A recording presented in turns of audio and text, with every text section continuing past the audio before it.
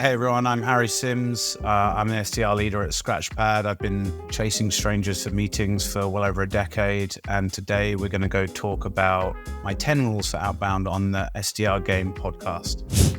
In this episode, we are talking about the 10 rules of Outbound, what's working for Harry, and what I'm working on with Outbound at Agora Pulse. Welcome to the show. Thank you, man. And I'm glad finally having you on the show today. And yeah, let's talk about your 10 rules of Outbound.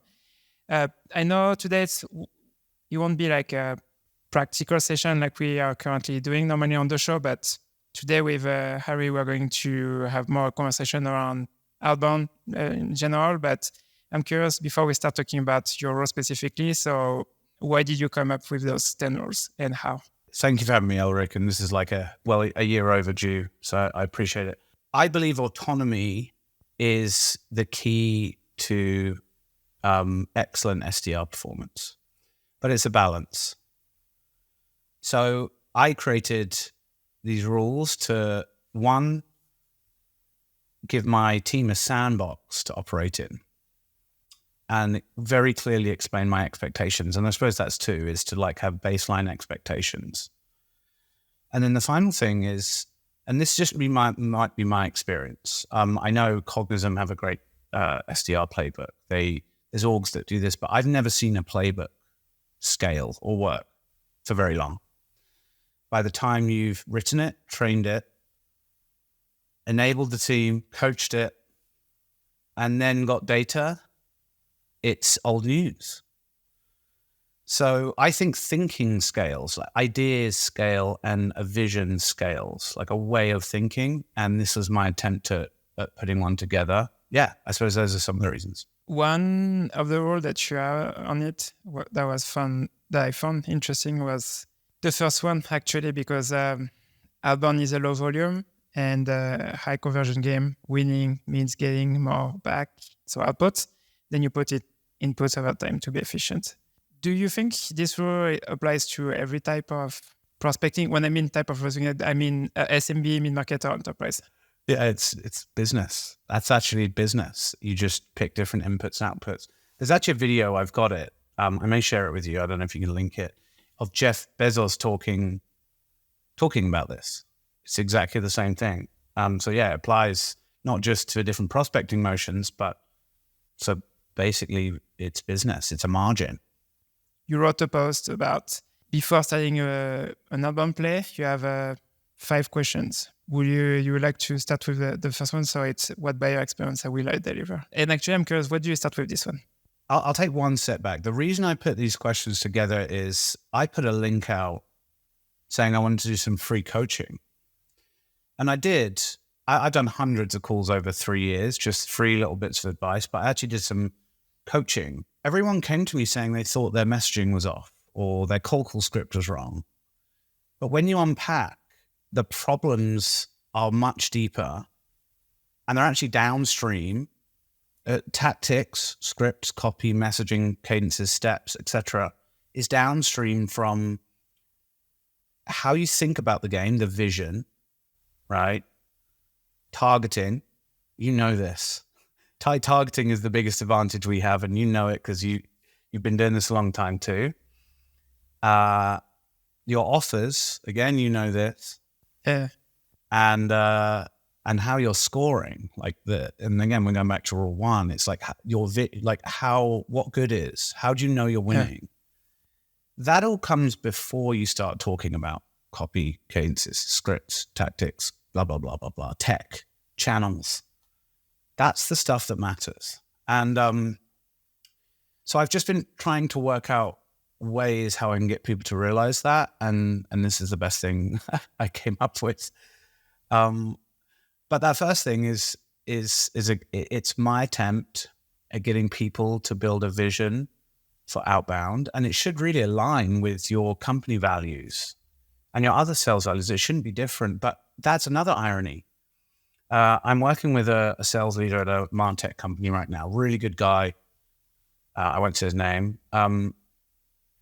He has a very clear vision for how he wants his sellers to sell, but it does not apply to the SDR team. The SDR team are doing dumb things faster, high volume, horrible. I'm nearly swearing. And it's so funny because it's misaligned. Yeah. And that's another thing you see a lot. Like if you look at a company values on their website and then look at their prospecting, that they should be one and the same. What was the value on the website? Value may be customer obsessed. Right? Yeah. Okay. Just an example. But you're bombarding your customers with high pressure, low quality emails. Right? It doesn't make sense. So if you're just starting out on Outbound, just answer this one question. The simplest way to do it is to 3 to 5 bullet points on how you like to be sold to.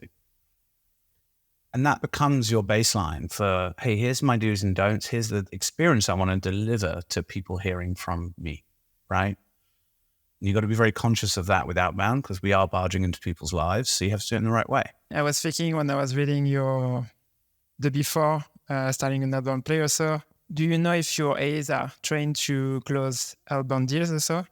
Because that's a big topic here internally because we are just starting the Outbound team.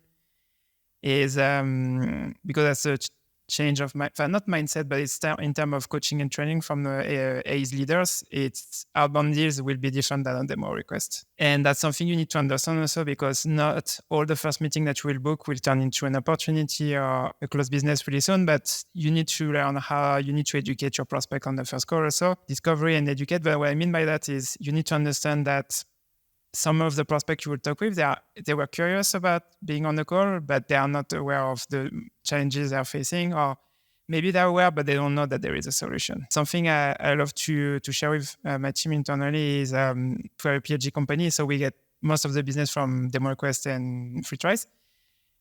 And obviously the mindset about those leads, generally they know that they have an issue, they need to solve it. And so the conversation is easier.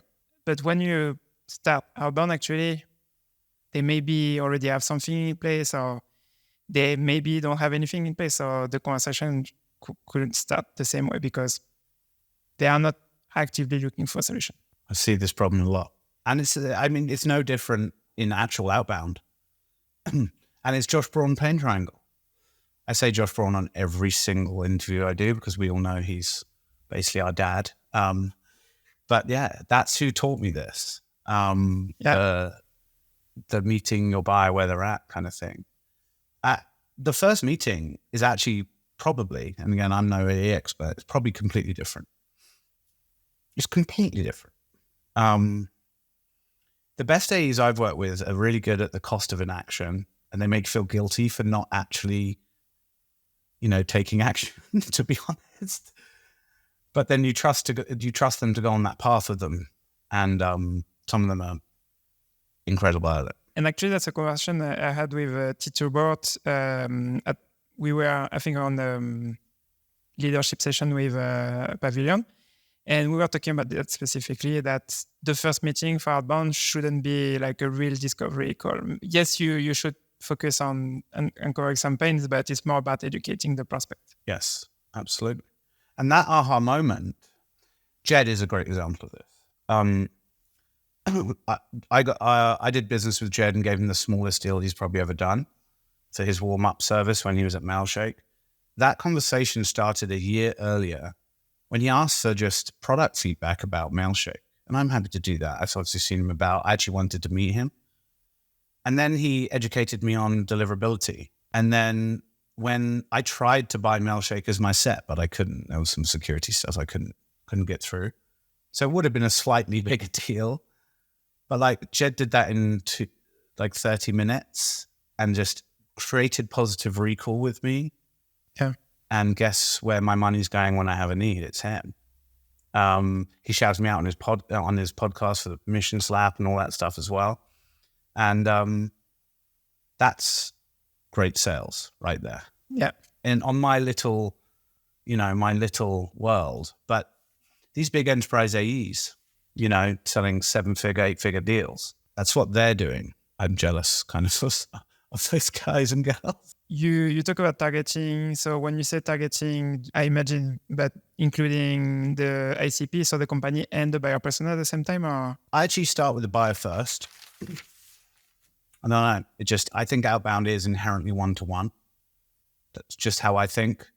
I think the world will catch up one day. I don't know. You ask any ABM people, they'll agree, the good ones. So I start with the buyer first, and then I go to business, and then I try to answer when, and when is very hard. When is the hardest part of this? I'll give you an example of when in a minute.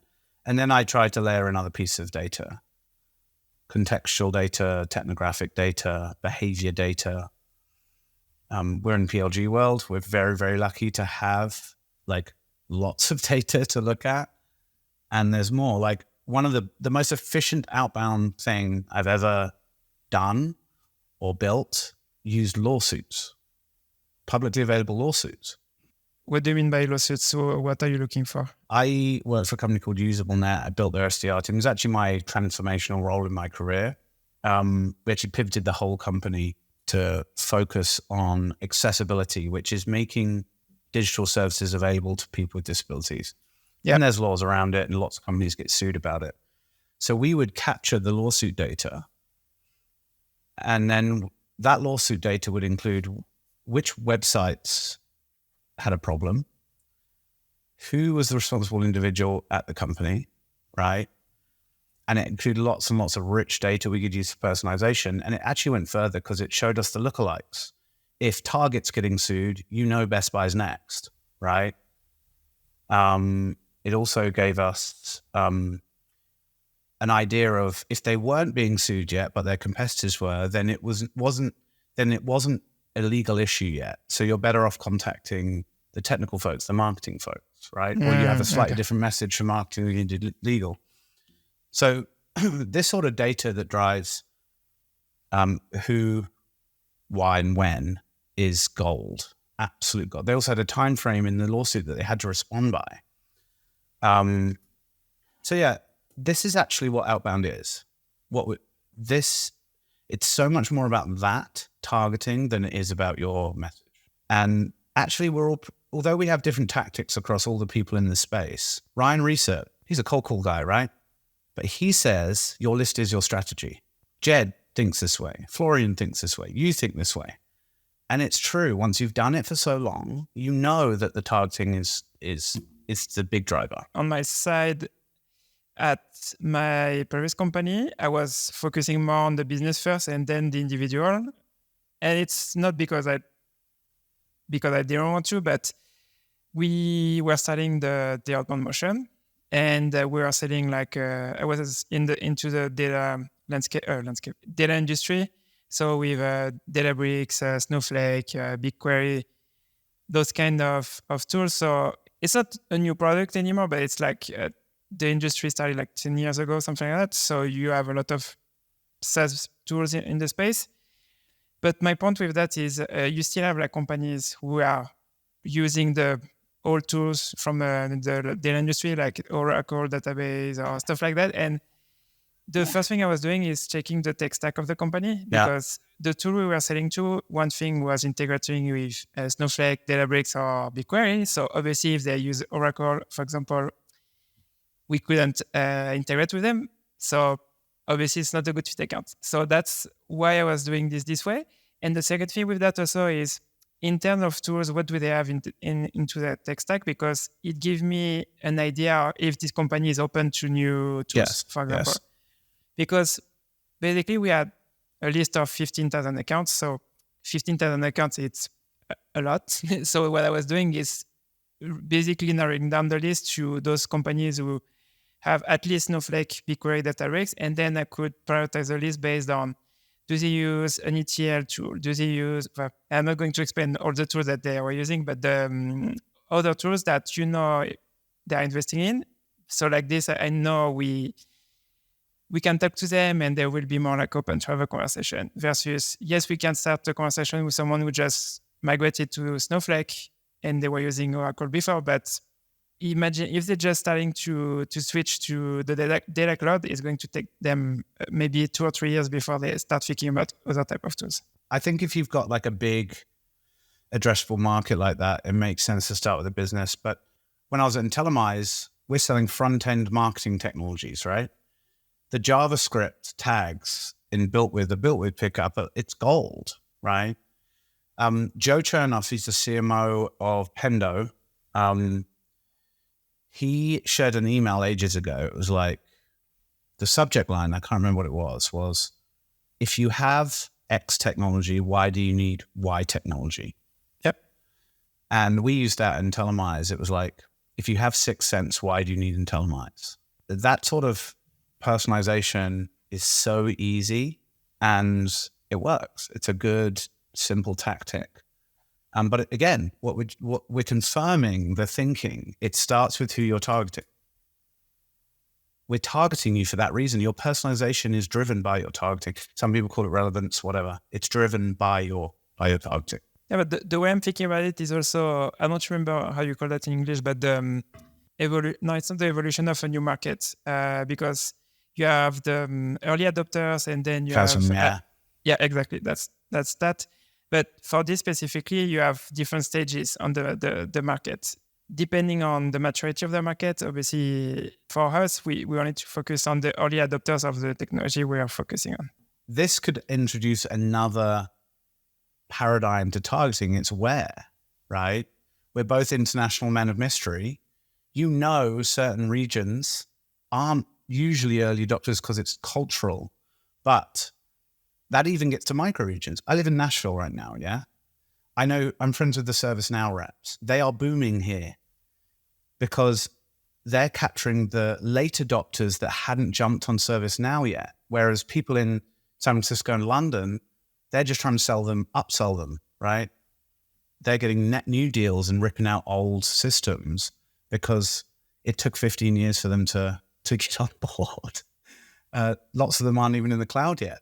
So these tech reps in Nashville are booming, selling stuff that people in London used to sell 15, 20 years ago. And if we go back to why the business first, because something we realized at the previous company in the data industry is some of the reps on the team, they were focusing on the same title on those different industries. And for example, one title we were going after were data governance managers or leaders.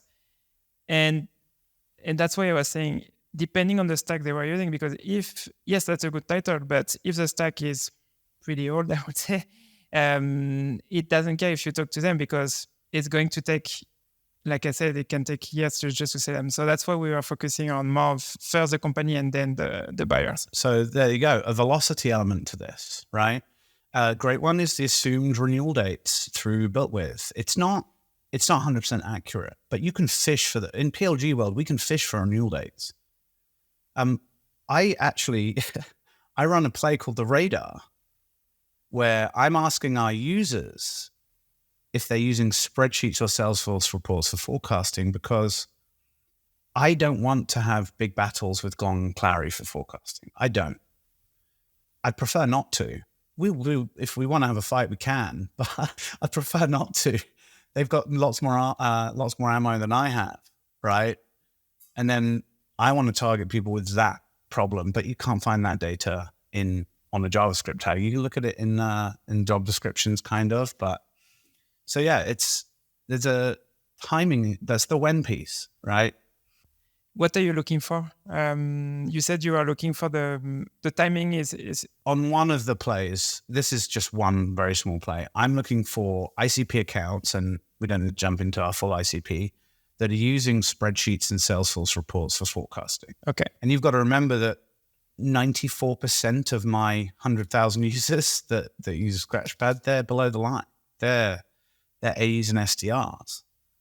So they can't buy the forecasting tool. I have to go and sell it to CROs and VPs of sales and ops teams, which is tough. Okay. If I know they're using spreadsheets and Salesforce reports, that creates my pain messaging instantly. And I try to avoid competitors we don't want to have a big fight with. And so you get this information talking to the end user? What's your process? I know it sounds crazy. I send a blast email. And the blast email says there's a mystery prize. And the mystery prize is a gift card, an upgraded Scratchpad license for 90 days, or I can't remember, there was something else I was offering. Anyone that responds, and we got like hundreds of responses. And then the people that really, really love us, I would then try and turn that into a growth loop. So I would say, hey, would you be down to share this with Steve, your VP of sales? But that's just one play, right? The targeting in that play is I'm targeting A's on free in ISP accounts that are using Scratchpad, right? It narrows the pool down a lot. And then you go from there. How are you thinking about messaging when before starting your outbound play? So obviously offers are important there. We've kind of talked about offers, giving that aha moment. The first thing I'll always say, I try to think about 3 types of message as a baseline. This is the start. You're going to rapidly iterate, and this applies to written or spoken messaging. I don't think about channel. You know me, I say channels are relevant all the time. Yeah. I just think about written and spoken. And I'm trying to think about problem and feeling first, the emotion of the current state. And I'll give you an example. You've been on a forecasting call, Elric. The VP of sales or CRO says, Elric, where are we at with this? And you start getting a bit hot and you give the blank 1,000-yard stare, deer in the headlights, panicking because you know you don't have the answer, right? I'm playing on that emotion with forecasting, right? That's what gets people to lean in early. You are selling that gut feeling, that emotion. And the way I think about it is, Corporate Bro, obviously everyone knows him. He hasn't been on a sales floor for a long time, right? At all. He's probably never selling SaaS ever again. And the way he's so popular is because he recycles the common stories of things that bond us in sales. And if you ask a data engineer, they have these little memes and jokes as well. You ask a conversion rate optimization person, they have these memes too. Like all parts of the org, CFOs have these little moments, these things that bond us. So that's what I'm selling first, the problem plus the feeling. The second thing I'm selling is problem plus proof. And this is customer proof, social proof. I'm pretty braggadocious personally. But I don't like to be too braggadocious in emails, but if you have good social proof, good customer proof, your customers do it for you. So one of the things I say is 1,500 plus G2 reviews suggest we've solved this problem, right? And we do have 1,500 G2 reviews, right? I also work with a company called Laudable. They are incredible company. They scrape all your gong calls for gold and customer proof and make it all searchable and easy to use for sales. And then the final thing I think about is proof and product. That's the least important thing. The problem and product. And that comes latest. That's the least important. You need to go through the first 2 steps before you even think about product. Let's go back to feeling plus problem. You were talking about the forecast meeting. So how do you come up with a list of ideas that you can try, for example? This is a tough thing too. I've got much better at sourcing advice from people. Clips from customer calls about how they describe the current state or the status quo. That's always the best. That's where I got the deer in the headlights thing from. There's another one, right? If you think about it, that's the rep and the leader, but what about the leader and the CRO? The CRO is getting hit up all the time going, where are we at? Where are we at? Right? If you don't have that data, how do you answer that question in an educated way? That's another little story that I hear. So it's really customer voice, but also it's general humor. I'm lucky. I've been in sales. I've been in these rooms for a decade. It makes it so much easier. I've never sold salespeople before Scratchpad, and it makes my life so much easier. Like I actually booked a meeting this way. I last day of the month, I sent an email to a guy who was responding, and included in the emails like, I'm definitely not behind on my meeting target for January. And he booked a meeting, but because he knows that feeling. There's another thing in sales that we believe in is karma, right?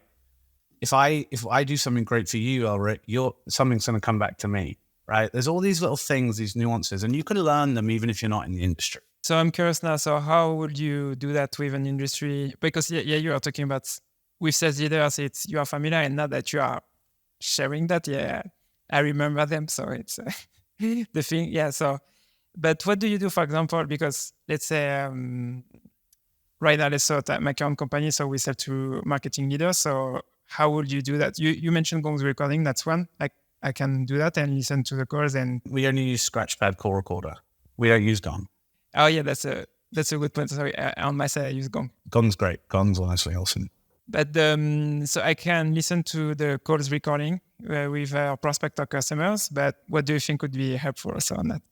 Interview the persona at your company is a real good one, but you got to ask the right questions, because these people often they don't understand what you're trying to do.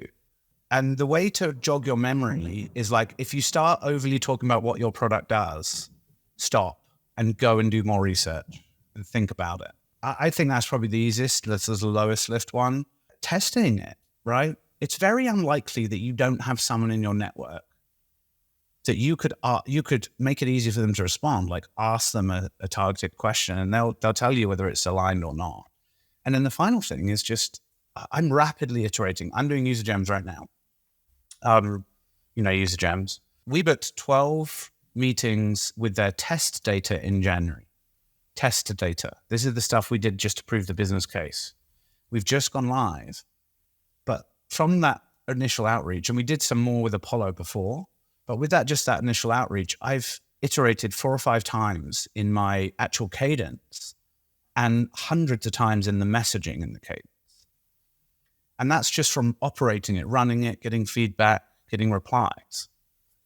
And but it's not always easy to get replies, but it's much easier to get replies from people who are already familiar from you, right? So I think it's a continuous thing. It never stops. So I'm curious, before you switch to UserGems, so you mentioned you were using Apollo. So what did you try before you starting using UserGems? And good question. Scratchpad already did a good job of capturing champion data. But to be included in that list, you had to have performed a growth loop with us.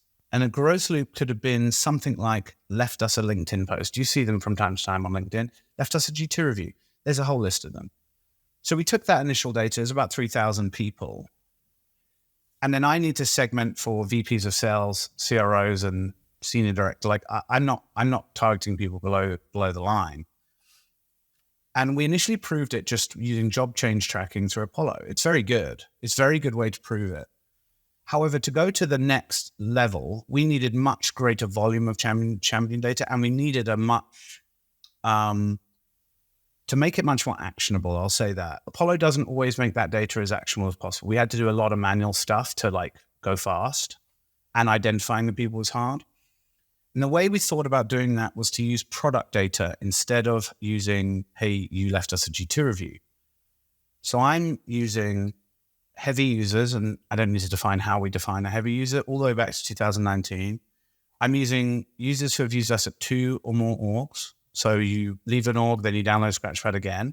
And then there's another, and then the final one is you've made a self-serve purchase. Question. So how do you track that if they use Scratchpad at 2 different companies? Because I imagine that they have 2 different email addresses. So how do you track that? Yeah. So we have a data guy called Daniel, good guy. He helps me.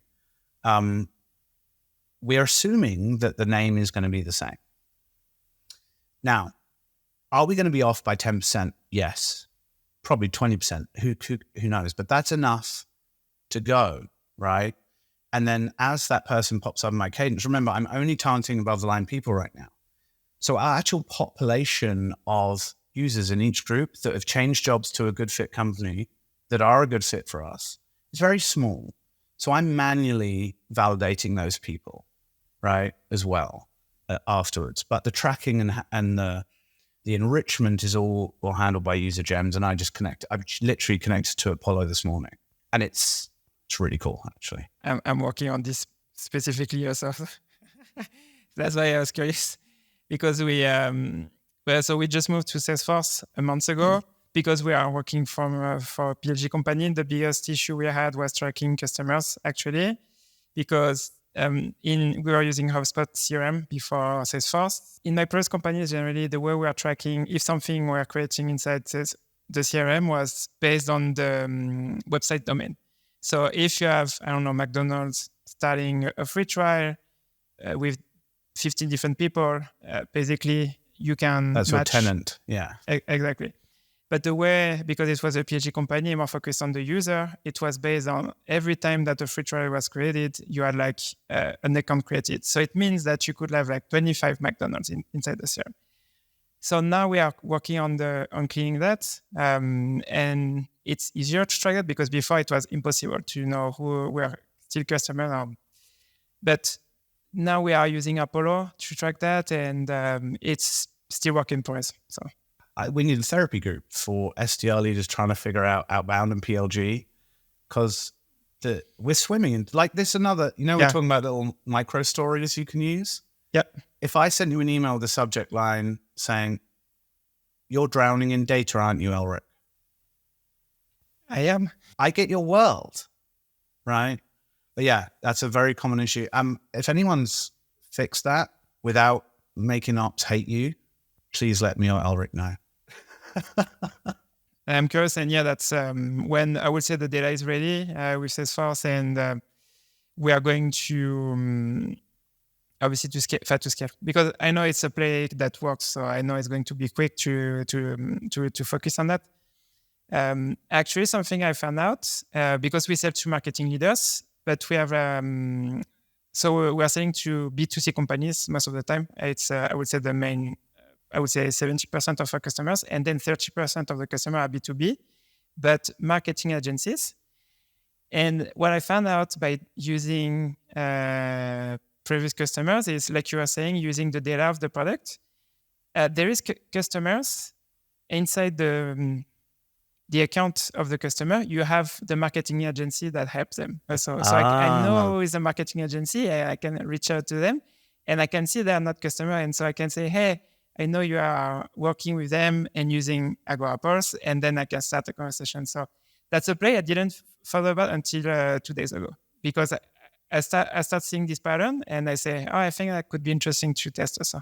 This is why being an SDR today, or even a leader, whatever, doesn't matter, doing outbound today is so much more like being like a DJ, right? You're not a scientist. All these people that talk about it being science are lying to themselves. It's experimental, but it's not scientific. What you're actually doing is coming up with a hypothesis on who should be your future customer, and you're testing it as fast as you can with the low, and usually you test the ones that have the lowest barrier to entry. Exactly. And this is why that going all the way back to rule number 1, the first goal should be to try and find efficiency in that audience, in that targeting, in those offers, in those tactics. And then you can always add volume at that point. But yeah, what you just did was you read the room and you picked a tune and you hoped that the people listening danced. That's what you did. And that's why it's more like being a DJ. And do you know where it's coming from, this thing? So for me, it's since I've read like financial prospecting 6 years ago for the first time, the book is really good on the mindset, but there is one thing from the book that I still figure out is the pyramid of familiarity. And every time I'm prospecting, I want to know if there is someone at the company who is already familiar with the product or use it or bought it in the past. And that's something I'm realizing that at all the companies I'm working with generally is outbound. They think outbound is you have a list of 300 accounts and you contact them without prioritizing them based on familiarity or other topics. And that's here I would say the chance of we already have like 8,000 customers, something like that. So why I'm going to talk to accounts that never heard of us, never use the product, or they're not familiar with what we do. So it's easier to go talk to a previous customer or the champion. Oh, absolutely. And the other thing that we suffer from, and I think probably a few other orgs do too, I know Apollo do, because I see it, is there's lots of growth in these accounts that can be driven through PLG in a more efficient way, like the most efficient way. And no one's even trying to do that internal account growth with PLG. Well, there's growth loops built into the product, and those should work, but there may need some outbound, especially if you're looking at, you've got BTL users and ATL users, right? Someone needs to tell the so what to the ATL, what's in it for them, and that can be done in partnership with your BTL users.